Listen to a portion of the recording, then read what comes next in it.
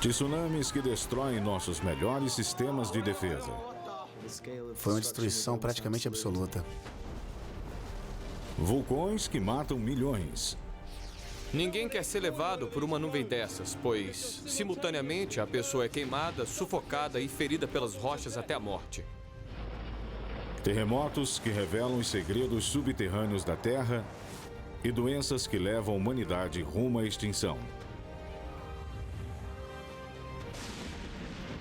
Mas quais catástrofes tiveram o maior impacto? Vamos revelar os 10 maiores desastres naturais que mudaram o mundo.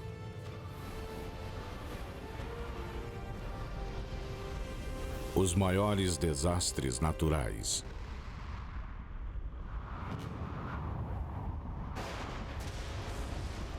Um desastre natural. O momento em que uma força da natureza colide com a humanidade. Os resultados são trágicos.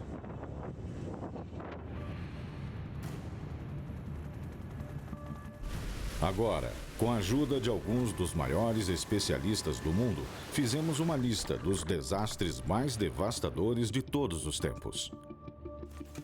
2, 1. Desastres avaliados pela sua magnitude, legado, total de vítimas e o estrago econômico que causaram.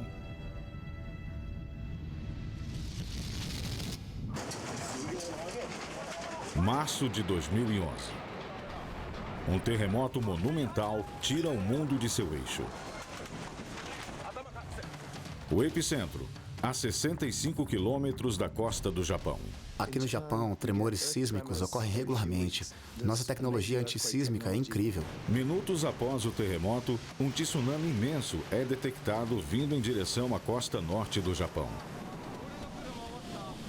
As imagens seguintes deixaram o mundo estarrecido.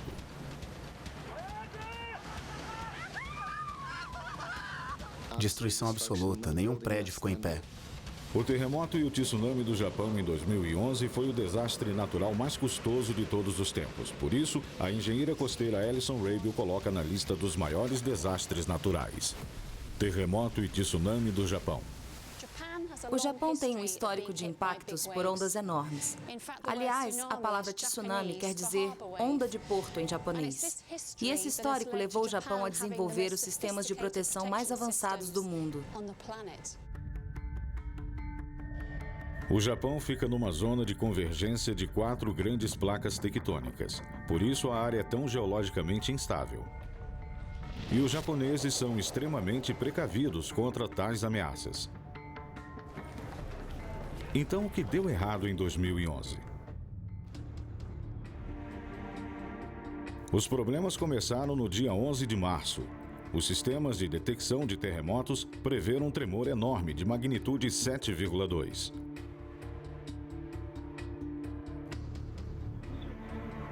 Alertas foram transmitidos.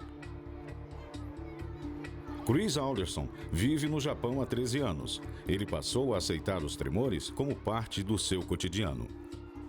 Terremotos aqui são comuns. As pessoas mal se preocupam com eles. Alguns são tão pequenos que nem sequer são comentados. Outros chamam a atenção. As pessoas comentam com os colegas e voltam ao trabalho. Às 2h46 da tarde, no horário local, o terremoto atinge o Japão.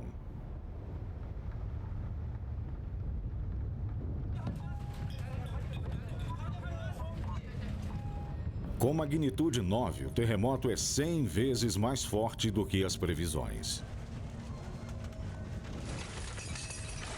Esperávamos que o terremoto passasse aos poucos, mas a força e a intensidade continuaram crescendo, atingindo um nível que nunca tínhamos presenciado.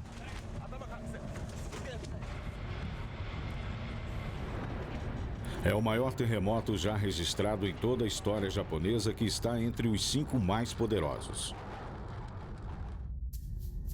O epicentro do terremoto foi situado 65 quilômetros da costa leste do Japão, onde um pedaço de 300 quilômetros da crosta terrestre foi empurrado cerca de 5 metros para cima.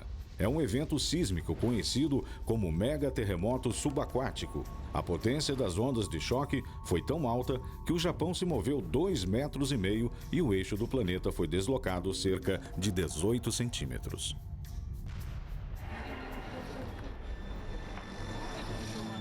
Apesar da magnitude do terremoto, as medidas preventivas limitaram o estrago. O povo japonês recebe informações sobre como se comportar durante desastres como esses. Portanto, houve preocupação, mas nada do pânico que costumamos esperar. Tudo indica que a tecnologia protegeu os japoneses. Mas o terremoto foi apenas a primeira etapa do desastre duplo que eles tiveram que enfrentar. Pois o tremor deu início a um tsunami que se encaminhava à costa norte do Japão. A engenheira costeira Alison Raby vem analisando os fatores que transformaram o evento de 2011 em um dos maiores desastres de seu tipo. Vamos simular aquele evento classificado como megaterremoto usando esta placa articulada. Ela vai representar a ponta da crosta, que é elevada e cria rupturas. Vamos lançar a placa para cima, e isso vai causar um enorme deslocamento de água. 3, 2, 1.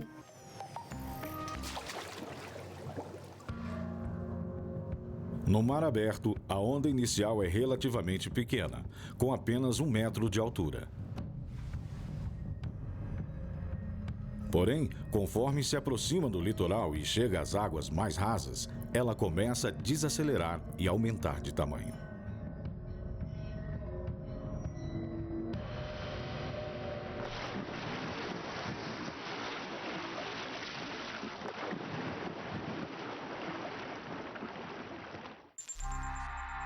Plenamente ciente de que os terremotos podem causar ondas gigantescas, o Japão tem um sistema sofisticado de alerta de tsunamis.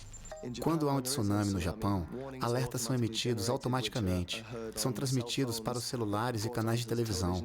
Imediatamente o povo ficou sabendo que algo estava acontecendo. Ao longo da costa nordeste do Japão, os habitantes começaram a evacuar ou a se refugiar em abrigos designados. O Japão tinha um dos litorais mais protegidos do mundo inteiro. Aqui, nós reproduzimos certas partes do litoral japonês. Raby e sua equipe replicaram cidades específicas e seus sistemas de defesa para examinar como elas lidaram com o impacto do tsunami. Começamos por aqui, na cidade de Kamaishi. Kamaishi era um porto de águas profundas e tinha o quebra-mar mais profundo do mundo. Isso protegia a imensa siderúrgica e uma população grande. Mais ao sul, encontramos o povoado de Minami-Sanriku. E aqui recriamos uma das estruturas de evacuação vertical. A estrutura tinha sido claramente sinalizada para indicar que a população em terreno baixo poderia escapar da onda. Em seguida, chegamos às planícies litorâneas. Elas eram protegidas por barricadas de concreto, e atrás disso havia uma floresta de pinheiros. Tudo isso protegia o povoado. Os japoneses assumiram um risco calculado. As fortificações foram projetadas para lidar com ondas de no máximo 12 metros. Mas o tsunami que se aproximava era uma monstruosidade, com altura máxima de 40 metros.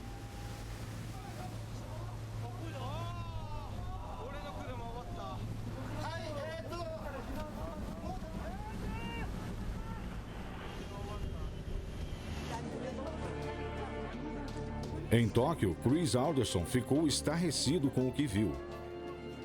Acompanhamos as imagens na TV de centenas de milhares de pessoas perdendo seus lares e sendo arrancadas do seu cotidiano. De início, nenhum de nós conseguiu compreender. Para ajudar as vítimas, Chris Alderson segue para a zona de inundação ao norte. Saímos da vida monótona do dia a dia na cidade grande e passamos a percorrer o que mais parecia o cenário de um filme de ficção científica pós-apocalíptico. Ver aquela gente arrancada de suas casas e presenciar aquela escala de destruição e morte, onde um barco foi lançado no meio de um vilarejo e um caminhão enorme foi parar no teto de uma fábrica, foi uma coisa de outro mundo. Era difícil aceitar que aquela era a nova realidade. O desastre fica ainda mais grave quando um reator inundado na central nuclear Fukushima Daiichi entrou em fusão. Os relatos iniciais eram duvidosos. Não sabíamos ao certo até que ponto a radiação tinha se alastrado, nem se a situação estava prestes a piorar ou se seria controlada. Graças à coragem dos trabalhadores responsáveis pelo reator, a situação foi controlada.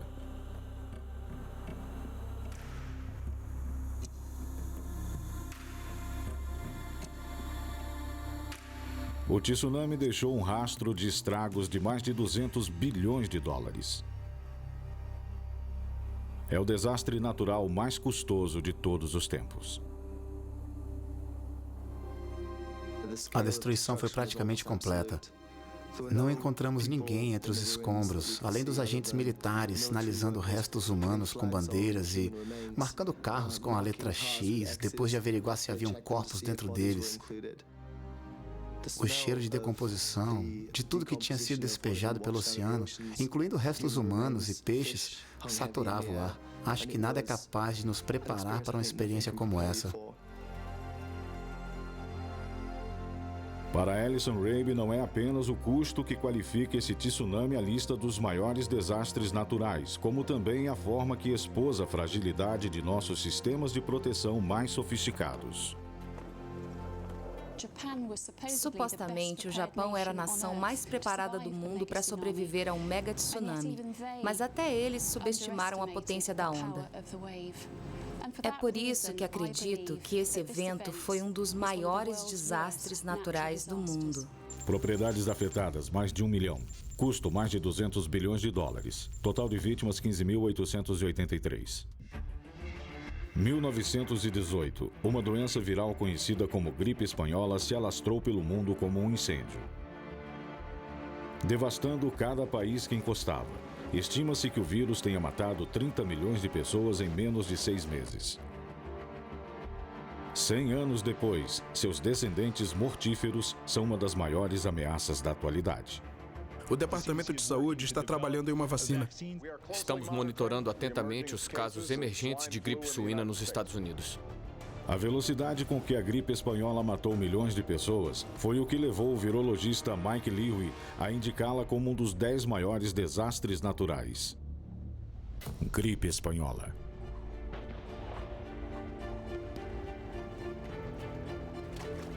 Em 1918, a Primeira Guerra Mundial estava chegando ao fim. O mundo tinha passado 4 anos travados em conflito centralizado nos campos de batalha na Europa, com cerca de 9 milhões de soldados sacrificando suas vidas. Porém, os guerreiros nas linhas de frente estavam prestes a lidar com um inimigo muito mais letal do que qualquer adversário humano.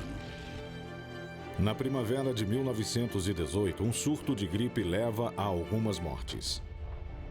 Mas no meio da carnificina da guerra de trincheiras, essas casualidades não são uma prioridade.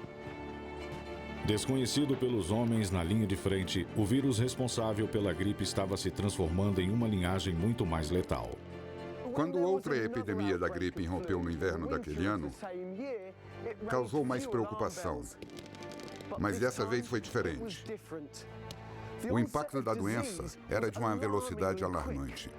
Alguns morreram nas primeiras 24 horas. Até médicos veteranos de guerra ficaram horrorizados com a forma medonha que os soldados morriam.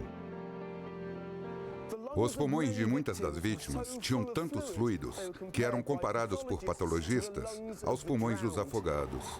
Foi o começo de uma pandemia que afetaria praticamente todos os países do mundo e mataria dezenas de milhões. Nos países em guerra, notícias sobre a epidemia eram limitadas. Porém, a doença foi amplamente noticiada na Espanha, um país neutro, ganhando o nome de gripe espanhola. Leary acredita que as condições nas trincheiras podem oferecer pistas sobre a origem da epidemia. O surgimento de novas doenças virais é frequentemente provocado pela proximidade com grandes números de pessoas ou animais, porcos, por exemplo. Quando humanos são infectados com o vírus de gripe animal, uma nova linhagem do vírus da gripe pode ser criada. É daí que vem o nome de epidemias como a gripe suína ou a gripe aviária. Portanto, não é difícil imaginar que durante a Primeira Guerra Mundial, quando grande número de soldados eram abrigados ao lado de animais e expostos a gases com possíveis qualidades mutagênicas, um novo vírus tenha surgido. Com soldados abarrotados, a doença se alastra pelos pelotões. No exército americano, até 1 milhão de soldados contraíram o vírus. A epidemia nas trincheiras era só o começo. No dia 11 de novembro de 1918 é declarada a paz. Ao regressarem, as tropas desavisadas transmitem a doença pelo mundo afora, transformando a situação em uma pandemia. Comemorações em massa aceleram a transmissão e 1 bilhão de pessoas, metade da população mundial da época, foram infectadas.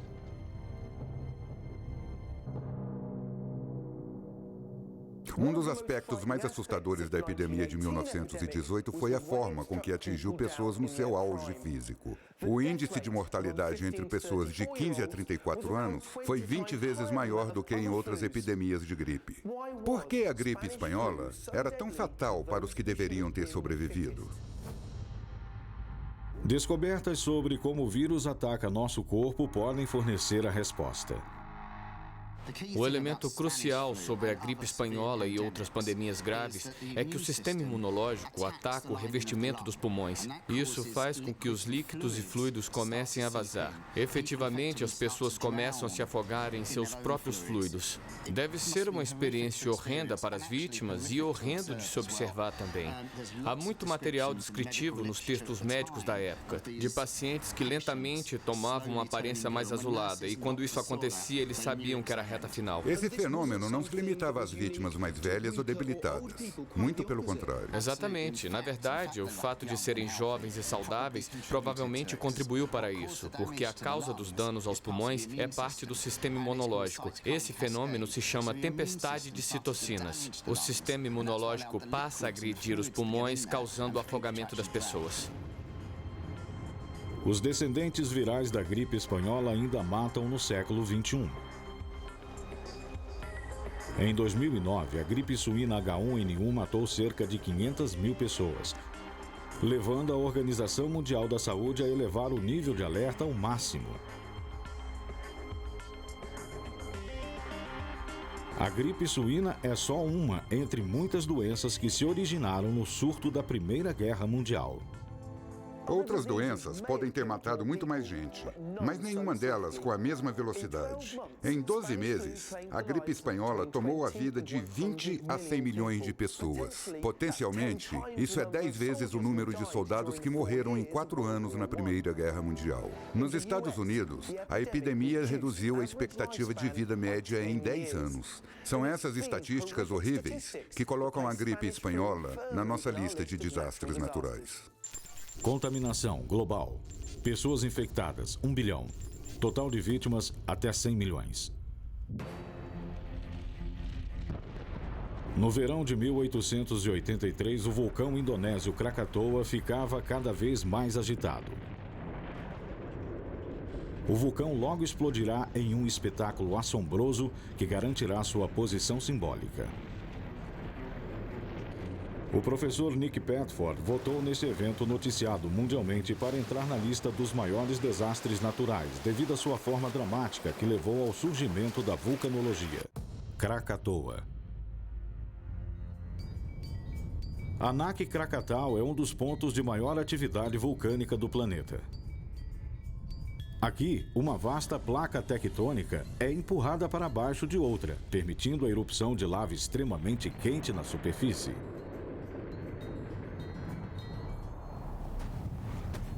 Desde a década de 1950, o vulcão cresce uma média de 4 metros por ano. O Anak Krakatau é um clássico vulcão cônico de um pico. Em 1883, o vulcão Krakatoa era composto de 3 picos diferentes.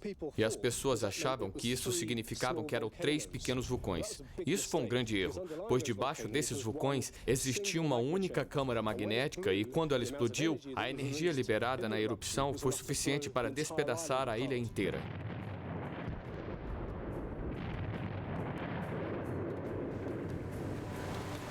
Na época, centenas de europeus viviam na área, negociando as especiarias que prosperavam no rico solo vulcânico. Mas havia um expatriado holandês, um geólogo chamado Roger Verbeek, que tinha dedicado o verão que antecedeu a erupção de 1883 à pesquisa da ilha. O relatório de Verbeek teria um papel crucial no estabelecimento do legado duradouro de Krakatoa. Domingo, dia 26 de agosto de 1883. A calmaria matinal é abalada por uma explosão imensa após a outra. Pistas de como deve ter sido a erupção de 1883 podem ser encontradas em Anak Krakatau, que está repleto de enormes bombas de lava. Esse é um pedaço grande, tem mais ou menos o tamanho de um carro. Há 2 ou 3 bombas parecidas aqui ao meu redor. Em 1883, quando o Krakatau estava em plena erupção, havia centenas de bombas como essas pelo céu, voando não só centenas de metros, mas talvez até dezenas de quilômetros. Uma legítima chuva de fogo caindo dos céus. Às 2 horas da tarde, uma nuvem negra com 3 vezes a altura do Monte Everest emana do vulcão. Imediatamente após a erupção de 1883, testemunhas oculares disseram que o céu tinha escurecido. O dia virou noite.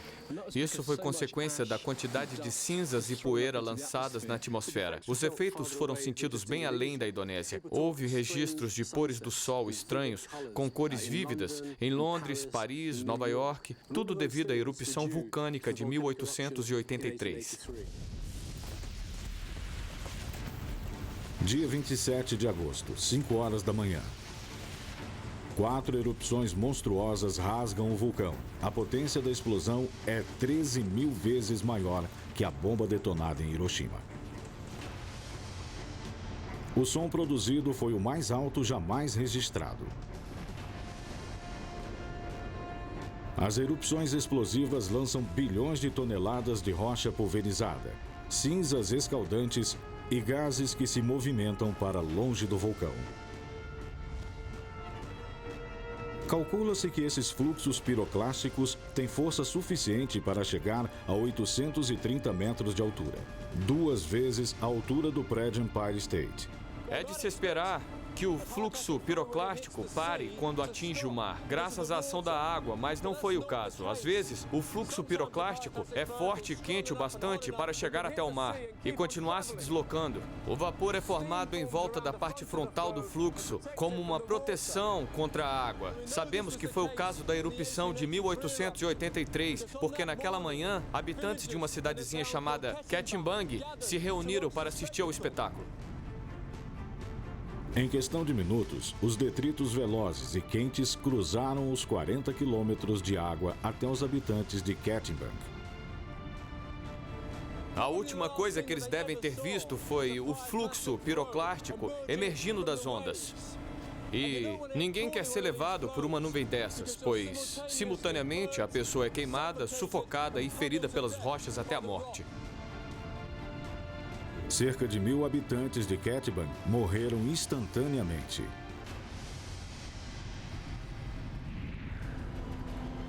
E o desastre ainda não tinha acabado. Durante os espasmos finais do Krakatoa, o vulcão desmoronou no oceano. O impacto desencadeou um tsunami de proporções épicas, que se deslocava a 320 km por hora. O pequeno povoado javanês de Anier estava em seu caminho. É o tsunami mais destrutivo jamais criado por um vulcão.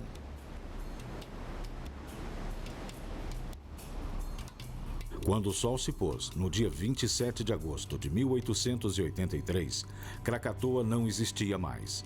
O vulcão explodiu até não sobrar nada.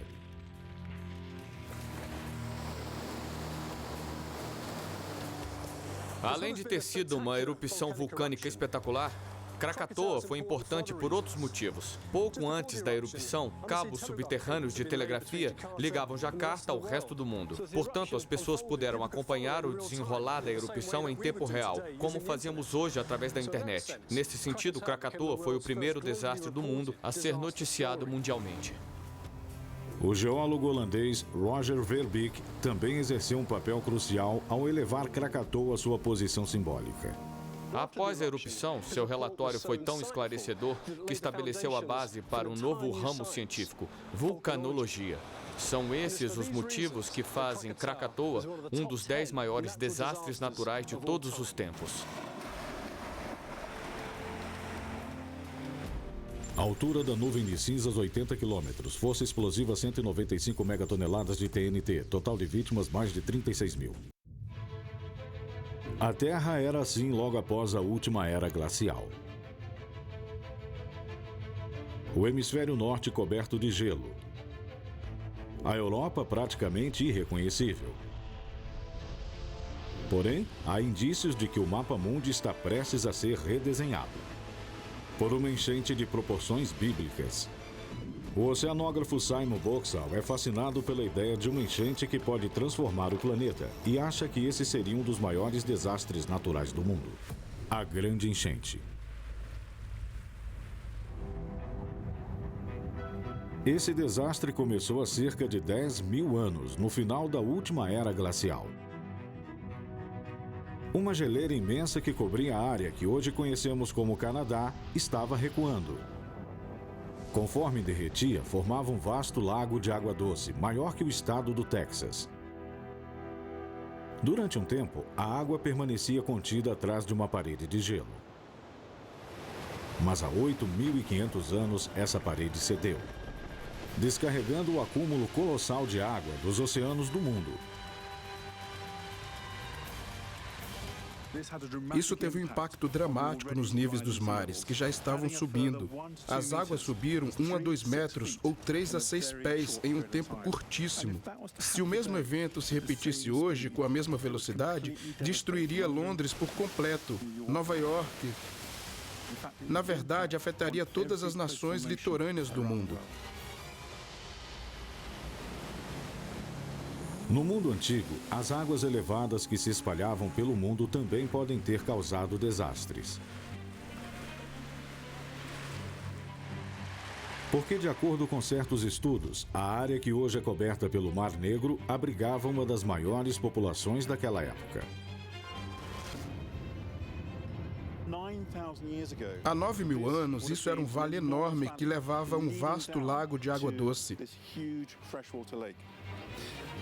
Era repleto de povoados, plantações e uma população de mais de 100 mil. Mas tudo isso mudou com o impacto da enchente. Fortalecido pela mega enchente, águas do mar Mediterrâneo começaram a transbordar na região, transformando uma região fértil em um mar de água salgada.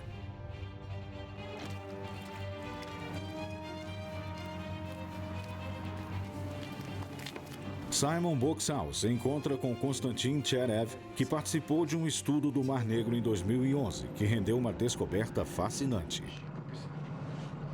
Quando fizemos a varredura do relevo oceânico, encontramos uma formação muito inusitada. Parecia um morro arredondado. E isso não é muito comum no Mar Negro. Portanto, decidimos enviar uma sonda para coletar amostras.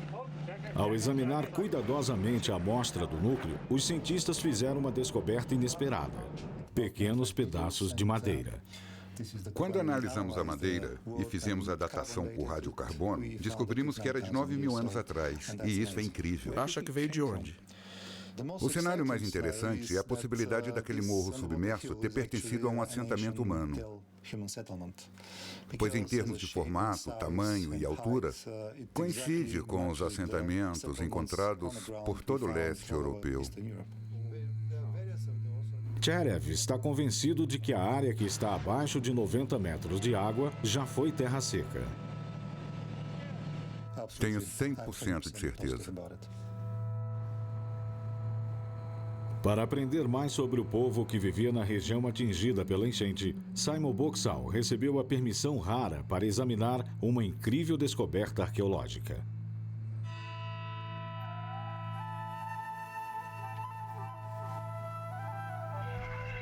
A escavação de um cemitério próximo da região, de mais de 6.000 anos atrás, revelou mais de 200 esqueletos e uma quantidade espetacular de ouro.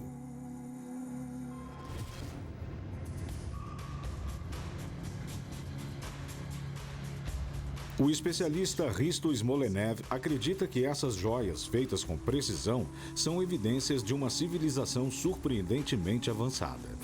Por exemplo, aqui temos 2 objetos distintos de ouro. São bem diferentes. E ainda assim, eles se encaixam perfeitamente. Isso é mais do que se pode esperar de uma cultura de 7.000 anos atrás. É uma supercultura. A precisão das medidas é incrível para uma cultura tão antiga. Hristo não tem dúvida de que essa supercultura estava no caminho da mega enchente. Ele acredita que o êxodo desse povo teve um papel crucial no desenvolvimento da civilização ocidental. Acredito que a migração dessa cultura por consequência de eventos catastróficos nessa região também é responsável pela migração do conhecimento. Caso Smolenev tenha razão, é possível que a dispersão dessa civilização antiga tenha plantado as sementes de onde brotariam a cultura egípcia e a grega, 2.000 anos mais tarde. Simon Boxall também está convencido do efeito profundo que essa enchente desempenhou na humanidade.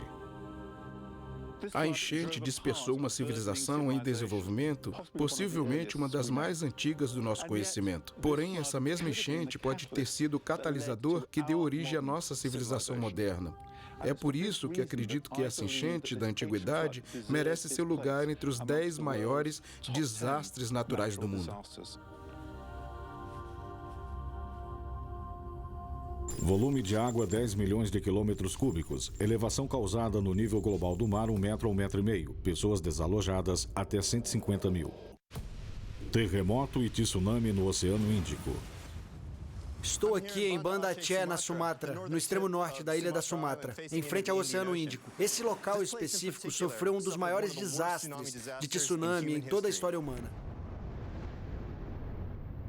Oceano Índico, cercado pela Ásia, África e Austrália.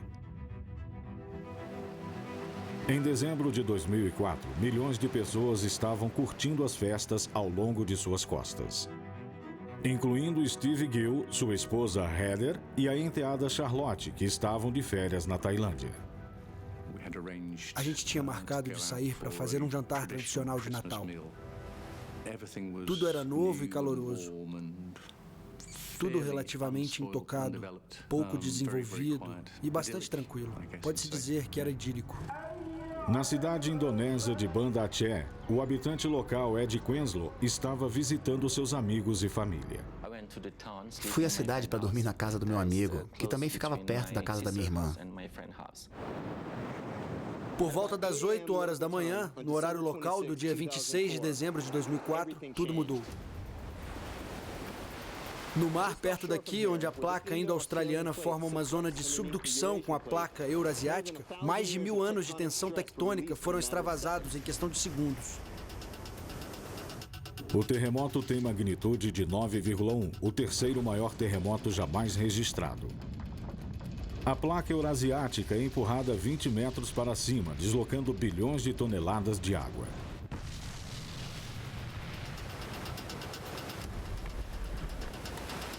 A onda desencadeada seguiu para a Indonésia e a Tailândia a leste, e rumo à Índia e Sri Lanka a oeste.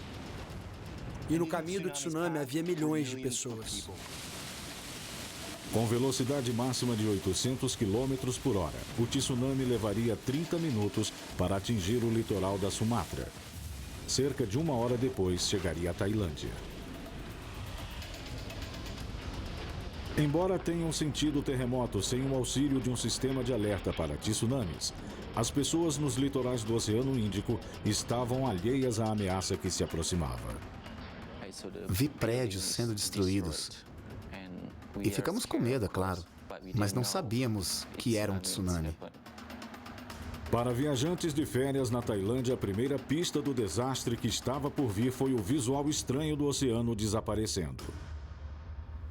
A baía estava vazia. Eu só via rochas. Até o Yacht Club e até outra ilha. Não tinha nada ali.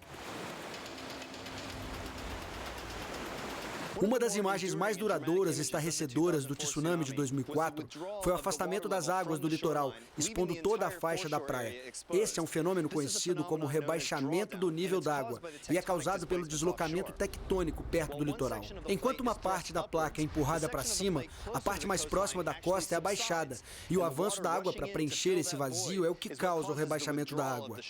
Se as pessoas tivessem percebido que isso era um sinal de um tsunami iminente, mais gente poderia ter sobrevivido.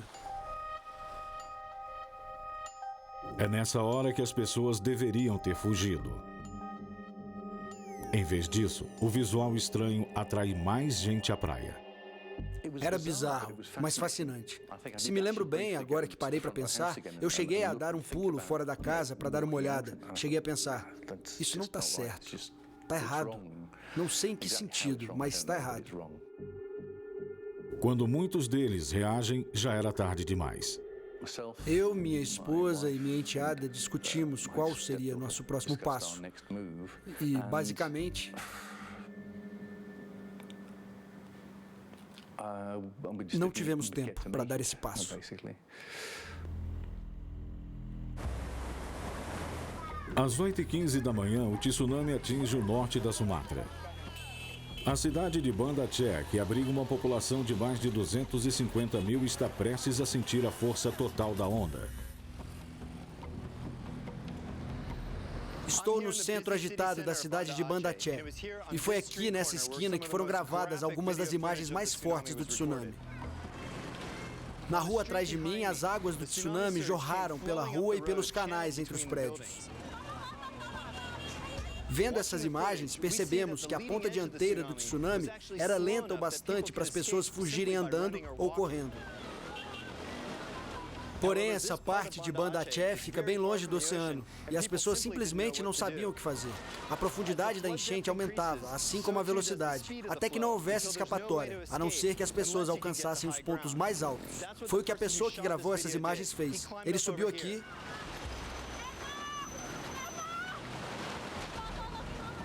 e sobreviveu, mas milhares de pessoas não chegaram aos pontos elevados naquele dia e acabaram morrendo. Abarrotada com bilhões de toneladas de destroços, a onda é um ariete incontrolável. Ed Quenslow é um, entre muitos que chegaram à segurança perto da Grande Mesquita. Viam materiais como ferro, pedras, rochedos, camas, camisas, motos, carros. A onda do tsunami passou por aqui. Estas são estruturas de concreto bem resistentes e muitas delas não foram derrubadas pelo tsunami. Mas em vez disso, a água passou por dentro e ao redor delas. Isso acabou canalizando o fluxo da água e fazendo com que acelerasse e ficasse mais fundo. Aqui o nível da água não passou do primeiro andar. Tinha menos de 2, 3 metros. Portanto, em termos de fuga, muitos poderiam ter escapado simplesmente subindo para o segundo andar, como cinegrafista naquela esquina. Achei que ia morrer e vi muita gente que precisava de ajuda. Mas não tive como ajudar, porque era gente demais. Vi muitos bebês. Lógico que eles precisavam de ajuda. Às vezes eu pegava um e colocava em cima de alguma coisa, porque eu não sabia para onde levá-los. Como eu poderia salvá-los? Aonde os levaria? Era enchente por todos os lados. Só se via água. 30 minutos depois de atingir Banda Aceh, o tsunami devasta a pequena ilha tailandesa de Phuket. O bangalô praiano de Steve Grill estava diretamente em seu caminho. Se me lembro bem, nossa conversa acabou quando ouvimos o rugido da água. Ainda não tínhamos visto a onda, até virarmos para um pequeno beco entre dois prédios. Ela estava avançando a uma velocidade estimada de 300 a 500 quilômetros por hora.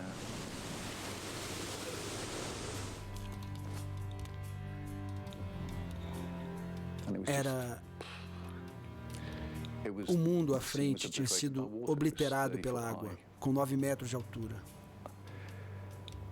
Nessa hora, não podíamos fazer nada. Lembro que fiquei impressionado com o volume da água. Sendo realista, eu não tinha esperança de sobreviver àquilo. A ideia geral era: será que o fim é esse? Porque a força absoluta que nos atingiu não deu brecha alguma para um plano de fuga. Não havia planos para o futuro.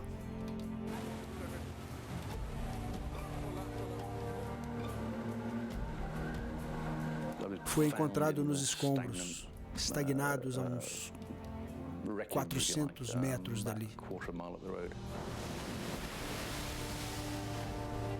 Embora tenha reencontrado sua enteada, Steve nunca mais verá sua esposa.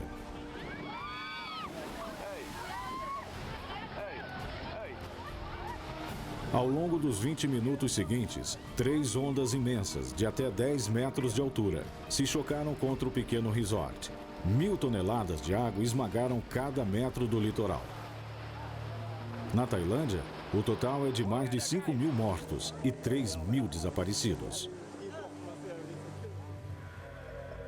Na Indonésia, o tsunami destroça Banda Aceh.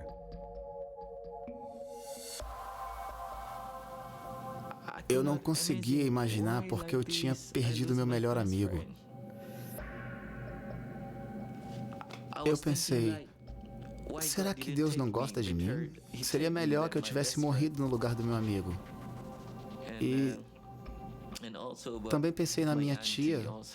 Não encontramos os corpos. Meu primo, vários primos meus morreram e não encontramos os corpos. Ao todo, as ondas atingiram 14 países pelo Oceano Índico, fazendo vítimas até na África.